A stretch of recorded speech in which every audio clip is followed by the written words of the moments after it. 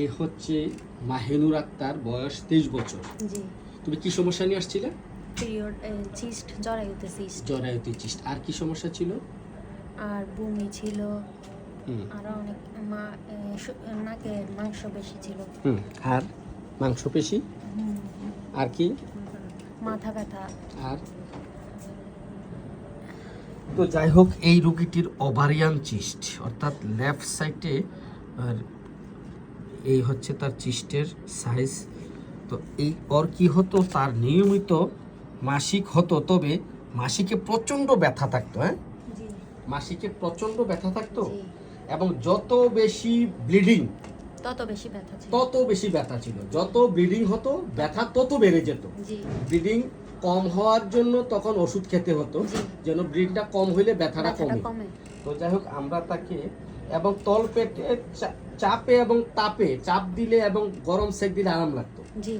কিন্তু তোমার মূল কথা হচ্ছে যত বেশি ব্লিডিং তত বেশি ব্যথা। তত বেশি ব্যথা। আমরা এই লক্ষণে তাকে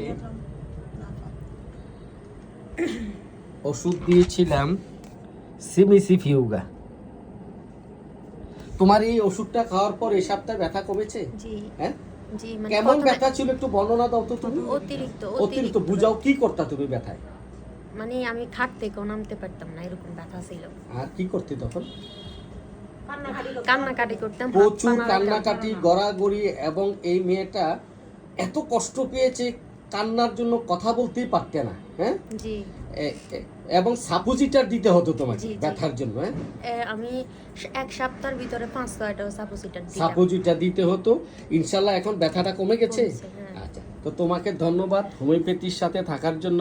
তোমার এই ব্যথাটা চিস্টটা ইনশাল্লাহ সম্পূর্ণ ভালো হয়ে যাবে। তুমি ওষুধটা নিয়মিত খাবে, ঠিক আছে? তোমার ব্যথাটা সম্পূর্ণ ভালো করে দেব। তুমি হোমিওপ্যাথির সাথে থাকবা, প্রচার প্রসার করবা। এবং তুমি তো একটা বাচ্চা নিতে চাও, তো ইনশাল্লাহ এই চিস্টটা ভালো হওয়ার পরই তোমার ইনশাল্লাহ কনসেপ্ট হবে, আশা করি। তো তুমি হোমিওপ্যাথির সাথে থাকবা। ধন্যবাদ তোমাকে ভিডিওটি করার অনুমতি দেওয়ার জন্য।